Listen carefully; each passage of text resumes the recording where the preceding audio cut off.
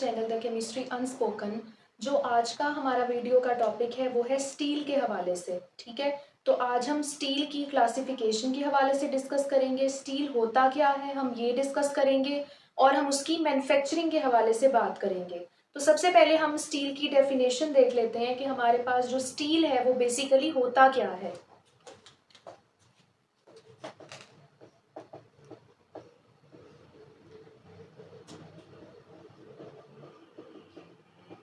सबसे पहले हमारे पास आ जाती है डेफिनेशन। तो स्टील हमारे पास क्या है? Steel is an alloy of iron containing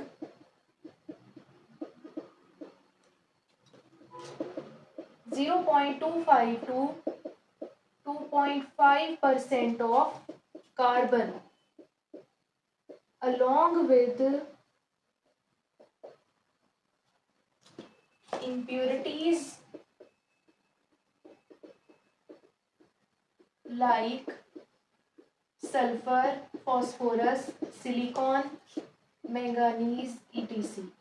ठीक है, तो हमारे पास जो स्टील है ना वो एक ऐसा आयरन का जो है अलॉय है, आयरन का अलॉय है जिसके अंदर हमारे पास ना कार्बन की कुछ अमाउंट प्रेजेंट है। कितनी?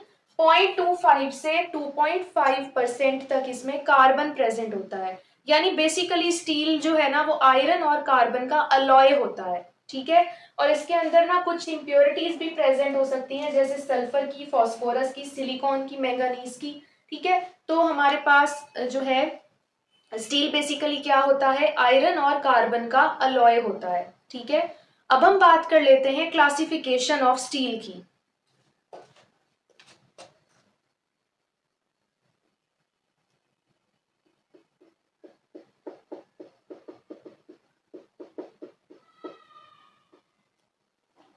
सबसे पहले हमारे पास आ जाती है माइल्ड स्टील। माइल्ड स्टील हमारे पास क्या होती है? माइल्ड स्टील वो स्टील होती है जिसके अंदर कार्बन परसेंटेज जो है वो कम से कम होती है, और उसी की वजह से जिस स्टील के अंदर ना कार्बन की परसेंटेज कम होगी ना वो स्टील क्या होगी? सॉफ्ट होगी। ठीक है, जिसके अंदर कार्बन की परसेंटेज ज्यादा होती जाएगी वो स्टील क्या होती जाएगी? हार्ड होती जाएगी। तो हमारे पास जो माइल्ड स्टील होती है ना वो क्या होती है? फेयरली सॉफ्ट होती है, क्योंकि उसके अंदर कार्बन की परसेंटेज है 0.2 से 0.1 से 0.2 तक परसेंट तक। ठीक है, तो ये फेयरली सॉफ्ट है, ये मेलिएबल है, यानी ये आसानी से क्या हो जाती है? बेंड। ये डक्टाइल है कि ये बहुत ज्यादा शेप्स में हम इसको मोल्ड कर सकते हैं। उसके बाद ये यूज इसका क्या है? ये यूज होती है for making tubes, nuts, bolts etc। ठीक है, तो जो स्टील के हमारे पास ना नट्स बनते हैं, छोटे छोटे पेच जो हम यूज करते हैं घरों में भी, और ट्यूब्स भी हम यूज करते हैं, हमारे पास बोल्ट्स भी होते हैं। ठीक है, हमारे पास यानी किसी चीज को फिक्स करने के लिए, तो वो सारी चीजें किससे बनी होती हैं? माइल्ड स्टील से बनी होती हैं, क्योंकि वो क्या होती हैं? मोल्ड आसानी से हो जाती हैं, वो किसी भी शेप में हम उनको लेके आ सकते हैं। नेक्स्ट हमारे पास जो सेकेंड टाइप है वो है मीडियम कार्बन स्टील। अब इसके नाम से ही पता चल रहा है कि हमारे पास इधर कार्बन परसेंटेज क्या होगी? मीडियम होगी। तो हमारे पास इस स्टील में कार्बन परसेंटेज कितनी होती है? 0.2 से लेके 0.7% तक। ठीक है, अब इसके अंदर कार्बन की परसेंटेज ना थोड़ी सी इंक्रीज हुई है, तो इसलिए ये वाली स्टील इस स्टील के मुकाबले में थोड़ी सी हार्ड होती है। तो हम इधर लिख सकते हैं ना, हार्डर देन माइल्ड स्टील। ये माइल्ड स्टील से थोड़ी सी हार्डर है, लेकिन ये भी क्या है? मेलिएबल भी है और डक्टाइल भी है। और इसका हमारे पास जो यूज है वो कहाँ कहाँ होता है? Making rails. रेल्स कौन सी? जो रेलवे ट्रैक्स बनते हैं ना, ये इसी से बनते हैं। एक्सल्स, ठीक है, एंड कास्टिंग्स। कास्टिंग्स क्या होती हैं? जो मोल्ड्स नहीं बनते स्टील के, जिसके अंदर हम किसी भी चीज़ को डाल के, और जो हम इंडस्ट्रीज में यूज़ करते हैं ज़्यादातर, वो कास्टिंग्स जो होती हैं, जैसे बेकरी के जो आइटम्स होते हैं ना, उनकी जो उनका जो बैटर होता है, वो एक इंडस्ट्री में अगर हम देखें ना, जो बहुत लार्ज स्केल पे प्रोडक्शन हो रही होती है ब्रेड की या कुकीज़ की, तो वो स्टील के मोल्ड्स यूज़ करते हैं, वही होती हैं कास्टिंग्स, उन्हें ही कहते हैं। ठीक है। और एक्सेल्स भी हम कहाँ यूज करते हैं? जो हमारे पास व्हीकल्स हैं उनके अंदर एक्सेल्स जो होते हैं ना, वो हमारे पास मीडियम कार्बन स्टील के बने होते हैं। थर्ड हमारे पास जो इसकी टाइप आ जाती है ना, वो हमारे पास है हाई कार्बन स्टील की।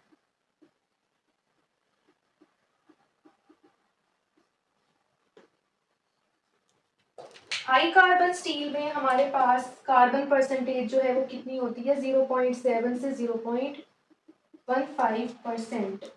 तो ये सबसे ज्यादा हार्डेस्ट स्टील है। ठीक है। ये उस वक्त डक्टाइल होती है, वैसे ये डक्टाइल नहीं होती क्योंकि ये हार्ड है, ये आसानी से मोल्ड नहीं हो सकेगी। लेकिन जब इसके अंदर कार्बन की जो परसेंटेज है वो लेस देन 1.0% हो जाए, तब ये वाली स्टील डक्टाइल हो सकती है। उसके बाद हमारे पास इसका यूज क्या है? ये हमारे पास ना मशीन टूल्स बनाने में यूज होती है। ठीक है।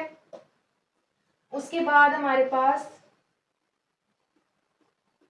इंडस्ट्रीज में भी इसका काफी ज्यादा यूज है। ठीक है। तो ये हमारे पास जो है स्टील की क्लासिफिकेशन आ गई। नेक्स्ट अब हम बात कर लेते हैं स्टील की मैन्युफैक्चरिंग की, कि स्टील हमारे पास किस तरह मैन्युफैक्चर की जाती है।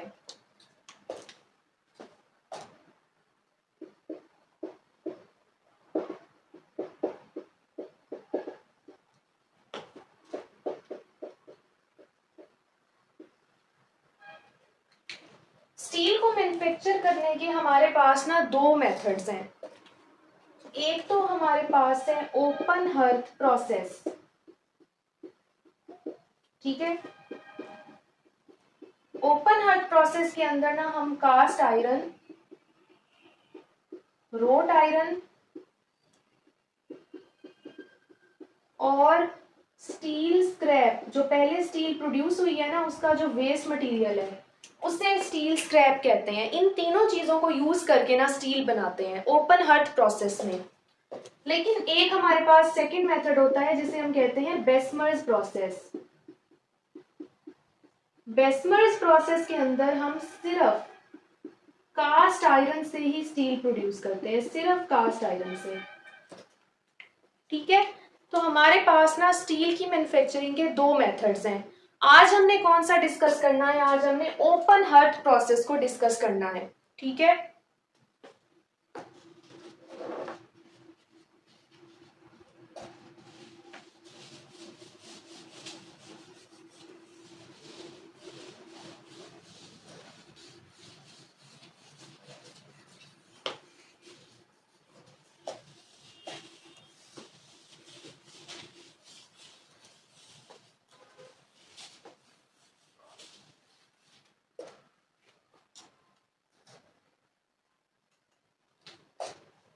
अब हमारे पास जो प्रोसेस है वो कौन सा है? Open hearth process. ठीक है। तो फर्स्ट ऑफ ऑल हम ओपन हर्थ प्रोसेस की डेफिनेशन देख लेते हैं।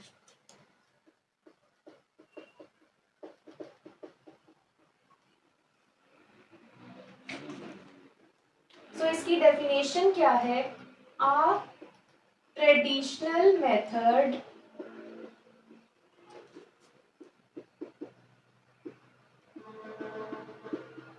used for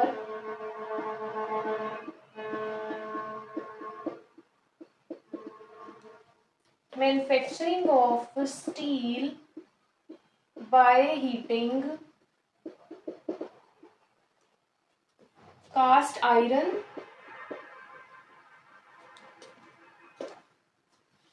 steel scrap,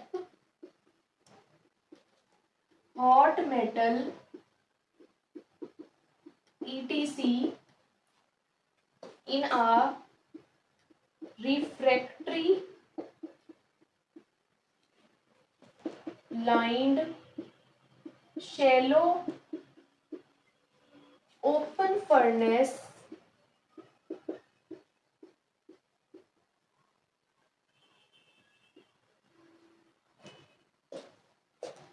by burning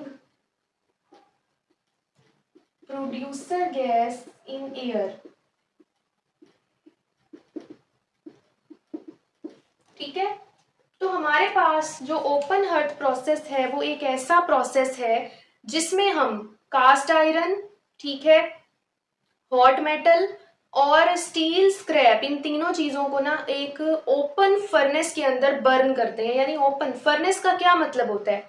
furnace का बेसिकली मतलब होता है एक ऐसी जगह जहां ना आग जलाई जाए या किसी चीज को हीट किया जाए, उसे हम फर्नेस कहते हैं। यानी कि चूल्हा जैसे होता है ना, वो फर्नेस कहलाता है। ओपन फर्नेस का क्या मतलब है कि ये जो फर्नेस है ना ये ओपन है, यानी इसके इर्द गिर्द कोई बाउंड्री प्रेजेंट नहीं है। इसके अंदर जो है ना वो, जिस तरह आपने देखा होगा चिमनी नहीं होती, चिमनी भी हमारे पास क्या होती है, एक ओपन फर्नेस की ही टाइप है कि उसके अंदर आग भी जल रही होती है और उसके अंदर एक बाउंड्री नहीं होती बल्कि एक जगह फिक्स बनाई होती है ताकि उसके अंदर हमारे पास क्या हो सके, हीट हम कर सकें। ठीक है, हमारे जो लकड़ी वगैरह है उसे हम हीट कर सकें। तो हम जो है इस इन तीनों चीजों को हीट करते हैं एक रिफ्रैक्टरी लाइन, ठीक है, रिफ्रैक्टरी लाइंड शैलो फर्नेस के अंदर, जो शैलो यानी कि बहुत ज्यादा डीप है, उसके अंदर हीट करते हैं। कैसे? हम एयर की वजह से एक गैस प्रोड्यूस करते हैं जो कि उस पूरे प्रोसेस को क्या करवाती है, बर्न करवाती है। ठीक है, हम एयर इस प्रोसेस में डालते हैं, ठीक है, और हमारे पास जो है वो एयर जो है वो हीट अप हो जाती है और हीट अप होके वो क्या करती है, वो हमारे पास ना इन तीनों चीजों को मेल्ट कर देती है। ठीक है, मिक्स कर देती है और मेल्ट कर देती है, और जो रिमेनिंग हमारे पास जो बचती है ना एयर, वो वापस बाहर निकल जाती है हॉट गैसेस के फॉर्म में, और वही हॉट गैसेस वापस से दोबारा से हमारे पास यूज हो जाती हैं। यानी कि ये एक सर्कुलर साइकिल होता है जिसमें हमारे पास ना जो एयर है उसे हम हीट अप करते हैं, वो हॉट गैसेस प्रोड्यूस करती है, वही हॉट गैसेस जाके हमारे जो रिएक्टेंट्स हैं तीनों, कास्ट आयरन, हॉट मेटल और स्टील स्क्रैप, उसे हीट करवाती हैं, और हमारे पास जो रिमेनिंग हॉट गैसेस हैं वो वापस बाहर निकल के दोबारा से साइकिल के अंदर एंटर हो जाती हैं और दोबारा से जो पूरा प्रोसेस है वो चलता रहता है। ठीक है, तो ये हमारे पास क्या है, ओपन हर्थ प्रोसेस है कि एक ऐसी ओपन फर्नेस है जिसके अंदर हॉट गैसेस एंटर भी हो रही हैं, लीव भी कर रही हैं, एंटर भी हो रही हैं, लीव भी कर रही हैं, और हमारे पास जो है वो हीट जो है लॉस भी इधर बहुत कम होता है। तो ये हमारे पास ना डेफिनेशन है ओपन हर्थ प्रोसेस की। नेक्स्ट हम देख लेते हैं इसमें एपरेटस और प्रिंसिपल।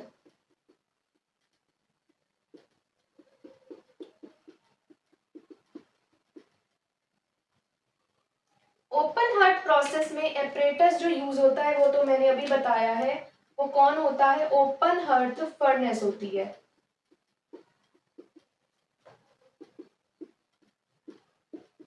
ठीक है, और हमारे पास जो प्रिंसिपल फॉलो किया जाता है वो क्या है, regenerative principle of heat economy.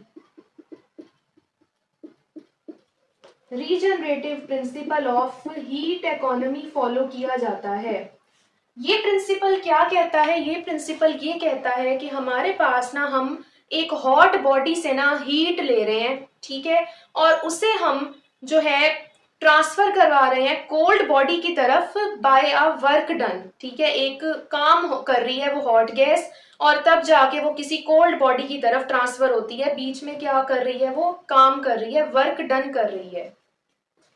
तो इसलिए इस वाले प्रोसेस में हमारे पास इकोनॉमी का वर्ड इधर क्यों आया है, क्योंकि इधर हम क्या कर रहे हैं, हमारी हीट जो है वो लॉस नहीं हो रही, यानी कि हमें फायदा मिल रहा है, हमारी इकोनॉमी जो है वो बढ़ रही है कि हमने जितनी हीट प्रोड्यूस की है उतनी हीट हम यूज भी कर रहे हैं सिस्टम में, और वही हीट जब यानी एक्स्ट्रा गैस की फॉर्म में बाहर निकलती है वो साइकिल में वापस एंटर होके यूज हो जाती है। इसीलिए इस प्रिंसिपल जो इधर यूज होता है उसे क्या कहते हैं, रीजनरेटिव प्रिंसिपल, यानी कि रीजनरेट हो रही है हमारी हॉट गैस जिसे हम यूज कर रहे हैं, और हीट इकोनॉमी भी हमें इधर मिल रही है। ठीक है, तो ये हमारे पास ना ओपन हर्थ प्रोसेस का प्रिंसिपल है।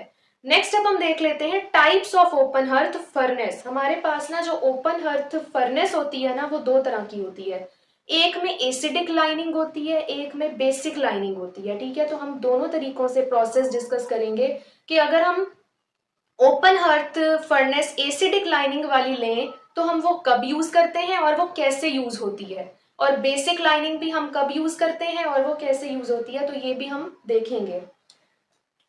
तो अब हमारे पास जो है टाइप्स आ जाती हैं, types of open hearth furnace. वो हमारे पास ना दो तरह की हैं, उसको एक को हम कहते हैं एसिडिक लाइनिंग फर्नेस,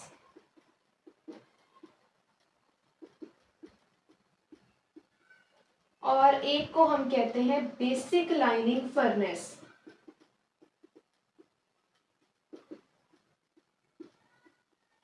ठीक है, अब हम जो है प्रोसेस को जो है स्टार्ट कर लेते हैं, जिसमें हम इन दोनों को क्या करेंगे, डिस्कस करेंगे।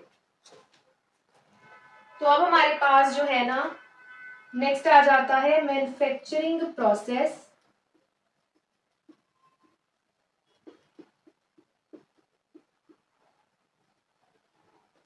मैन्युफैक्चरिंग प्रोसेस में सबसे पहले हम किसको लिखेंगे, सबसे पहले हम एसिडिक लाइनिंग को डिस्कस करेंगे, एसिडिक लाइनिंग फर्नेस। ठीक है, तो सबसे पहले हम इसकी डेफिनेशन देख लेते हैं कि हमारे पास ना जो एसिडिक लाइनिंग फर्नेस है वो क्या होती है, यानी उसमें हम वो और कब यूज करते हैं और किस तरह उसकी यानी अरेंजमेंट उसकी क्या है। It is the type of furnace, it is the type of furnace which is lined by a acidic lining of SiO2 when impurities like silicon, carbon, manganese, etc. are present। ठीक है, हमारे पास acidic lining furnace कब use होती है, जब हमारे पास ना कौन कौन सी इंप्योरिटीज प्रेजेंट हो हमारे कास्ट आयरन के अंदर, सिलिकॉन, कार्बन, मैंगानीज और इसके अलावा भी हो सकती हैं, मेन जो है वो ये तीन है। अगर हमारे पास सिलिकॉन, मैंगानीज या कार्बन की इंप्योरिटी प्रेजेंट है, कास्ट आयरन जो हम यूज कर रहे हैं हमारे प्रोसेस में उसके अंदर इंप्योरिटी हमें पता है सिलिकॉन और मैंगानीज की है, तो फिर हम ना एसिडिक लाइनिंग वाली फर्नेस यूज करते हैं। ठीक है, ये इस फर्नेस में ना हमारे पास एक लेयर होती है इस फर्नेस के इर्द गिर्द, किसकी, सिलिका की, सिलिकॉन ऑक्साइड की, SiO2 की। ठीक है, इसलिए इसे क्या कहते हैं, एसिडिक लाइनिंग फर्नेस कहते हैं, क्योंकि इसमें एसिडिक लाइनिंग होती है SiO2 की, जो कि इम्प्योरिटीज को क्या करती है, ऑक्सीडाइज करवाती है। अब हम इसका रिएक्शन देख लेते हैं। तो हमारे पास आ जाते हैं इसके रिएक्शंस। हमारे पास है, अब हम मिक्सचर जो है ना हमारा वो डालेंगे, हम mixture of cast iron, steel scrap,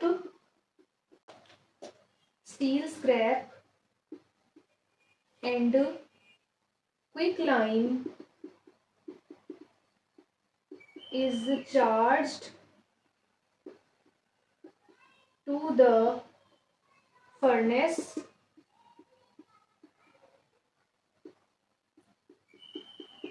it is heated at 1600 degrees Celsius and following reactions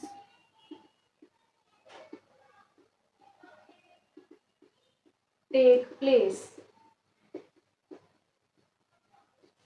ठीक है, तो हमारे पास ना अब हमने मिक्सचर जो है वो डाल दिया कास्ट आयरन, स्टील स्क्रैप और क्विक लाइम का, ठीक है, फर्नेस के अंदर, और उसको हीट किया 1600 डिग्री सेल्सियस पे। तो हमारे पास ना कौन से रिएक्शंस हुए हैं, रिएक्शंस हमारे पास कौन से हैं, कार्बन जो था वो ऑक्सीडाइज होके उसने क्या बना दिया, कार्बन मोनोऑक्साइड। हमारे पास जो सिलिकन था उसने, सिलिका था हमारे पास, सिलिकॉन था, उसने क्या बना दिया, O2 के साथ रिएक्ट करके SiO2 प्रोड्यूस कर दिया। और हमारे पास जो मैंगानीज था उसने भी ऑक्सीडेशन देके क्या बना दिया, MnO, मैंगानीज ऑक्साइड बना दिया। ठीक है, तो ये तीन हमारे पास ऑक्साइड्स प्रोड्यूस हुए हैं। अब हमारे पास जो ये तीन ऑक्साइड्स हैं ये क्या करेंगे वो हम नेक्स्ट अब देख लेते हैं।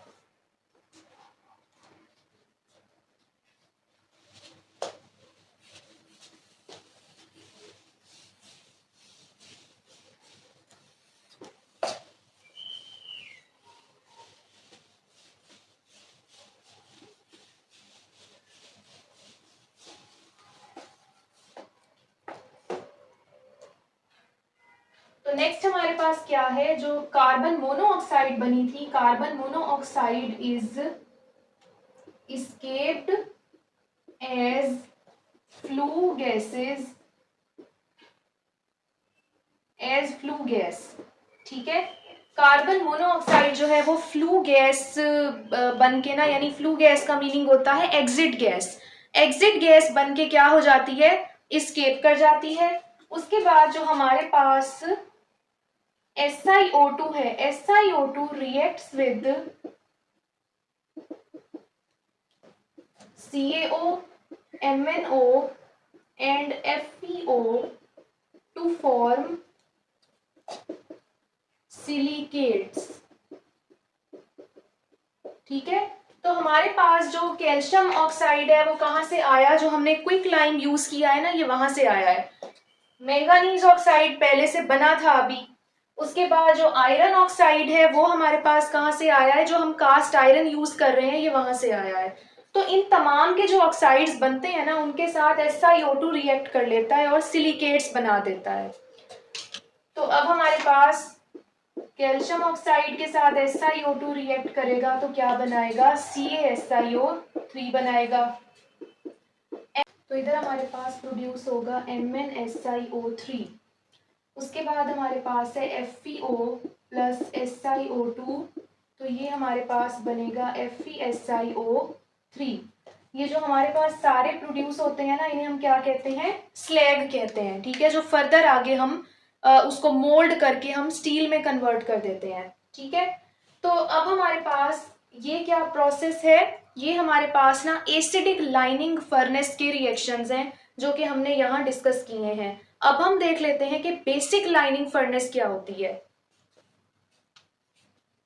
तो नंबर 2 पे हमारे पास है basic lining furnace.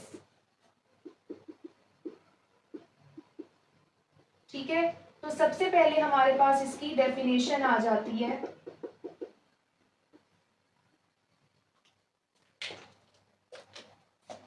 It is the type of furnace which is lined by basic lining of CaO या MgO, जिसे हम डोलोमाइट भी कहते हैं। हमने S ब्लॉक एलिमेंट के ओर्स में ये पढ़ा था। When impurities like phosphorus and sulfur are present। ठीक है, तो हम बेसिक लाइनिंग वाली फर्नेस कब यूज करते हैं, जब हमारे पास इंप्योरिटीज कौन कौन सी हो, सल्फर और फॉस्फोरस की। अब हम देख लेते हैं इनके रिएक्शंस।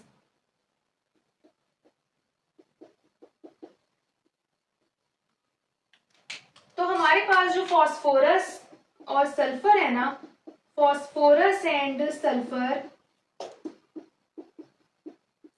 रिएक्ट विद, अब Fe2O3 के साथ जो है सल्फर और फॉस्फोरस रिएक्ट करेंगे, जो हमारा कास्ट आयरन है। एंड प्रोड्यूस ऑक्साइड्स, और ऑक्साइड्स प्रोड्यूस करेंगे। These oxides react with CaO to form slag। ये ऑक्साइड्स फर्दर CaO के साथ रिएक्ट करके स्लैग बना लेते हैं। किस तरह? सबसे पहले हमारे पास फास्फोरस का रिएक्शन है 6P और हमारे पास है 5Fe2O3। तो हमारे पास क्या प्रोड्यूस होना है? 10 आयरन, और साथ हमारे पास प्रोड्यूस होगा, हमारे पास 3P2O5 प्रोड्यूस होगा। ठीक है, ये फास्फोरस का ऑक्साइड है। नेक्स्ट हमारे पास आ जाता है सल्फर, ठीक है, और हमारे पास Fe2O3। तो हमारे पास क्या प्रोड्यूस होगा? 4 आयरन और 3 हमारे पास SO2। ठीक है, तो SO2 क्या है? सल्फर का ऑक्साइड है। अब ये फर्दर आगे रिएक्ट करेंगे, जो P2O5 है वो रिएक्ट करेगा 3CaO के साथ और प्रोड्यूस करेगा Ca3PO4 जो कि हमारे पास एज अ बाद में फर्टिलाइजर के तौर पे यूज हो जाता है, कैल्शियम फॉस्फेट। और हमारे पास जो SO2 प्रोड्यूस हुई है वो CaO के साथ कंबाइन होके क्या बना देगा? CaSO3 बना देगा, जो कि हमारा इस वाले केस में क्या है? स्लैग। तो ये हमारे पास ना रिएक्शंस हैं बेसिक लाइनिंग फर्नेस के, जो हमारे पास क्या प्रोड्यूस करता है? स्लैग प्रोड्यूस करता है। और जो ये चीज प्रोड्यूस होती है ना, ये हम फर्टिलाइजर के तौर पे ना आगे प्रोड्यूस, यानी आगे जो है वो यूज हो जाता है। ये हम इससे स्टील इंडस्ट्री के अंदर जो ये वाला कैल्शियम फॉस्फेट बनता है ना, ये आगे फर्टिलाइजर्स के तौर पे यूज हो जाता है। तो ये हमारे पास ना क्या हो गया? मैन्युफैक्चरिंग प्रोसेस हो गया कि हमारे पास ना एक एसिडिक लाइनिंग फर्नेस होती है और बेसिक लाइनिंग फर्नेस होती है। इसके ऊपर ना आप एक और हेडिंग भी बना सकते हो, जो कि हीटिंग की हेडिंग है, कि फर्स्ट स्टेप जो हमारा होता है ना वो हीटिंग का होता है, उसके अंदर एसिडिक लाइनिंग फर्नेस आती है और बेसिक लाइनिंग फर्नेस आती है। ठीक है, सेकंड जो हमारा स्टेप होता है वो होता है सैंपल मॉडिफिकेशन एंड कलेक्शन, जो कि सेकंड पार्ट पे आएगा। ठीक है, तो वो हम देख लेते हैं।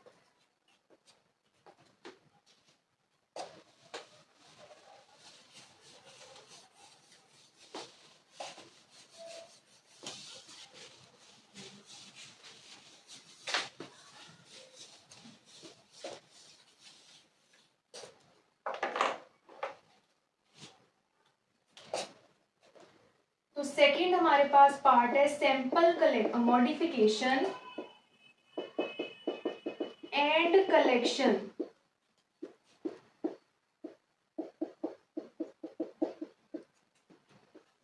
तो हमारे पास जो सैंपल प्रोड्यूस होता है ना, sample is collected at regular intervals. Sample जैसे जैसे प्रोड्यूस होता जाता है उसे कलेक्ट किया जाता है, एंड जो कार्बन की परसेंटेज है उसके अंदर वो चेक की जाती है, and percentage of carbon is determined. ठीक है, उसके बाद हमारे पास आ जाता है परसेंटेज ऑफ कार्बन। जब हमारे पास ना 0.1% तक पहुंचती है ना कार्बन की परसेंटेज, तो हम सैंपल के अंदर क्या ऐड कर देते हैं? फेरोमैंगानीज को ऐड किया जाता है सैंपल के अंदर, जो कि क्या करता है? डीसल्फराइजेस द स्टील, जो कि सल्फर को क्या करता है? रिमूव कर देता है स्टील में से, जो हमारे पास स्टील प्रोड्यूस हुई है। ठीक है, उसके बाद हमारे पास जो सैंपल है उसे हम क्या करते हैं? मोल्ड्स में शिफ्ट कर देते हैं। The sample is shifted to moulds where it solidifies, जहां वो क्या हो जाता है? सॉलिडिफाई हो जाता है टू इंगॉट्स, इंगॉट्स की फॉर्म में सॉलिडिफाई हो जाता है। इस पूरे प्रोसेस को हमारे पास कितना टाइम लगता है? 10 आवर्स का। The whole process takes place in 10 hours. ठीक है, तो ये हमारा क्या है, सैंपल मॉडिफिकेशन एंड कलेक्शन के हमारे पास जो स्लैग प्रोड्यूस हुआ था ना, उसी के अंदर हमने क्या किया है, परसेंटेज ऑफ कार्बन को हम चेक करते रहे हैं। जैसे जैसे सैंपल हमारा बनता गया है, हम कलेक्ट करते गए हैं उसको। फिर जब परसेंटेज ऑफ कार्बन 0.1 तक पहुंची है, तब हमने उसके अंदर फेरोमैंगानीज को ऐड कर दिया है, जो कि हमारे स्लैग के अंदर जो हमारा स्टील प्रोड्यूस हुआ है ना, उसके अंदर क्या करता है, सल्फर को रिमूव करवाता है, अगर थोड़ा सा सल्फर प्रेजेंट है तो। यानी अगर बेसिक लाइनिंग फर्नेस हम यूज कर रहे हैं ना, उसके बाद हम ये प्रोसेस जरूर करेंगे, फेरोमैंगानीज की एडिशन वाला। उसके बाद हमारे पास हम देखते हैं एसिडिक लाइनिंग के अंदर भी हम ये करेंगे, यानी दोनों केसेस में हम ये करते होते हैं ताकि सल्फर रिमूव हो जाए, क्योंकि सल्फर जो है वो टॉक्सिक होता है काफी ज्यादा। उसके बाद हम इसको कलेक्ट करते हैं मोल्ड्स के अंदर, क्योंकि अभी भी वो थोड़ा थोड़ा यानी सॉलिड नहीं होता ना, थोड़ा सा ऐसे सेमी सॉलिड टाइप मैस होता है। तो उसको सॉलिडिफाई करने के लिए हम मोल्ड्स में डाल देते हैं स्लैग को, फिर वो आहिस्ता आहिस्ता क्या हो जाता है, सॉलिड फॉर्म में कन्वर्ट हो जाते हैं और हमारी स्टील जो है वो हमें मिल जाती है। अब नेक्स्ट हम लास्ट में देख लेते हैं डायग्राम इसकी। ठीक है, आपको स्क्रीन पे भी शो हो रही होगी, मैं इधर बना के भी आपको समझा देती हूँ।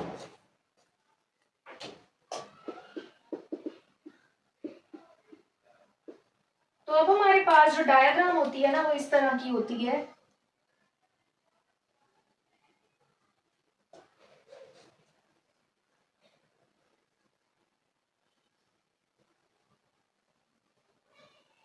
ठीक है, ये हमारे पास ना ओपन हर्थ फर्नेस है। ठीक है,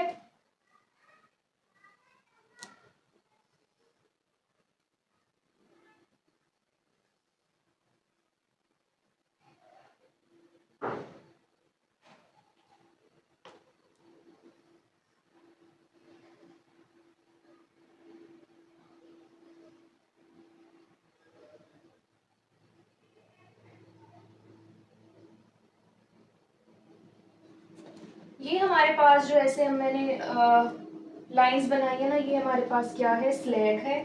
ठीक है, ये हमारे पास जो है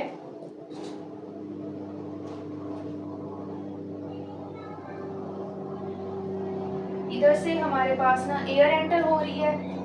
ठीक है,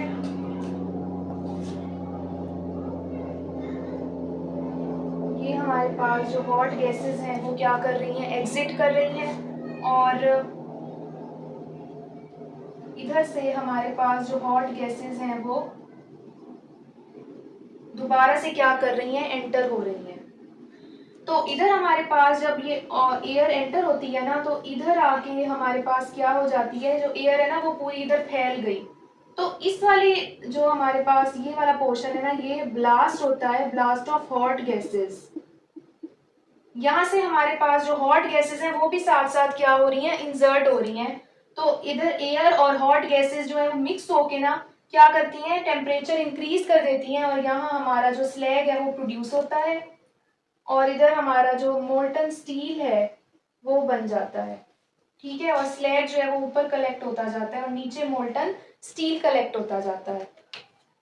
तो स्लैग को ना हम ऊपर से क्या करते हैं, रिमूव करवा लेते हैं। जैसे कि आपने देखा होगा, जब हम दूध को बॉईल करते हैं तो उसके ऊपर ना थोड़ी थोड़ी ऐसे लेयर बन जाती है ना मलाई की, तो हम उसको ऐसे उसके ऊपर से रिमूव कर देते हैं। ये वही सेम चीज है कि मोल्टन स्टील जो है वो नीचे प्रोड्यूस हुई है, ऊपर ना स्लैग की एक लेयर बन गई है। तो हम क्या करते हैं, उसी स्लैग को ऊपर से रिमूव करवा लेते हैं। जो कि अभी स्लैग प्रोड्यूस हुआ था ना, उसे हम या तो रिमूव कर देते हैं, या हम उसी स्लैग को ना मोल्ड्स में डाल देते हैं ताकि वो सॉलिडिफाई हो जाए, और बाद में हम उसको क्या कर देते हैं, स्टील में से रिमूव करवा देते हैं मजीद मॉडिफिकेशन करवा के। और ये हमारे पास ना प्रोसेस कैसे हो रहा है, हॉट गैसेस जितनी अंदर एंटर हो रही हैं थोड़ी सी बाहर निकल रही हैं, फिर वहीं से क्या दोबारा से साइकिल जो है वो चल रहा है एक हॉट गैसेस का, कि हमारे पास जितनी अमाउंट अंदर जाती है उतनी ही बाहर आती है। ठीक है, और बाहर जितनी निकलती है वो दोबारा से एंटर होके प्रोसेस करवा सकती है। तो इसीलिए हमारा जो ये प्रोसेस है वो regenerative principle of heat economy को फॉलो कर रहा है। ठीक है, तो मुझे उम्मीद है कि आपको मेरी वीडियो बहुत अच्छी लगी होगी। मेरे चैनल को ज़रूर सब्सक्राइब करें और अपने दोस्तों के साथ भी मेरी वीडियोस को लाजमी शेयर करें, और मेरी वीडियोस को लाइक भी करें, और कमेंट सेक्शन में भी मुझे लाजमी बताएं कि आपको मेरी वीडियोस कैसी लगती हैं। और अपना ख्याल रखें, जो नेक्स्ट वीडियो होगी उसमें हम बेसमर्स प्रोसेस को डिस्कस करेंगे। तब तक के लिए अल्लाह हाफिज़।